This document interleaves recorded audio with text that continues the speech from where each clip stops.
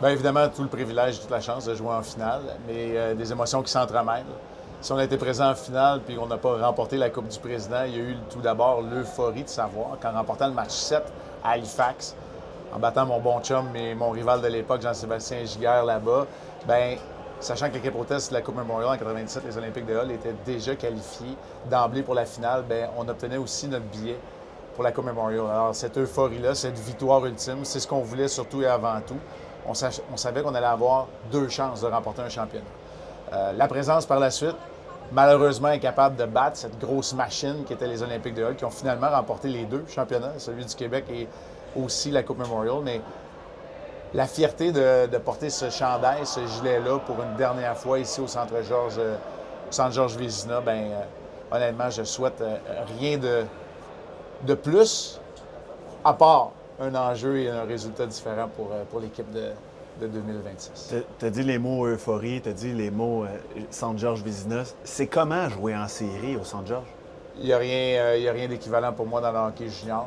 Il y a des amphithéâtres où il y aura plus de partisans. Il y a des amphithéâtres qui sont plus à la fine pointe de la technologie. C'est le plus vieil amphithéâtre. C'est la plus vieille arme aussi de la Ligue de hockey junior majeure du Québec, la Ligue de hockey junior maritime Québec. Pour moi, ça n'a pas son égal. Puis les gens du Saguenay n'ont pas leur égal non plus. D'arriver ici pour le match numéro 4 ce soir, plus de 2 heures avant la rencontre, puis de voir le stationnement presque déjà plein, les gens qui font la file, qui sont là au tailgate. L'organisation qui fait ça plus qu'à la hauteur, honnêtement, pas surpris du tout, ça n'a pas son égal.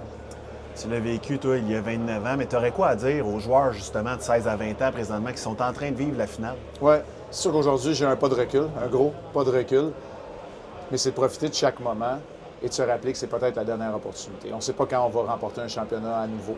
On ne sait pas si ça va se passer dans les rangs professionnels. Certains de ces joueurs-là se posent peut-être des questions sur leur avenir aussi au hockey, mais ce qu'on sait, c'est qu'en étant à la même place que ces patins sont, c'est-à-dire ici, aujourd'hui, c'est une chance inouïe d'avoir un impact et de vivre quelque chose avec 23, 24 frères d'armes.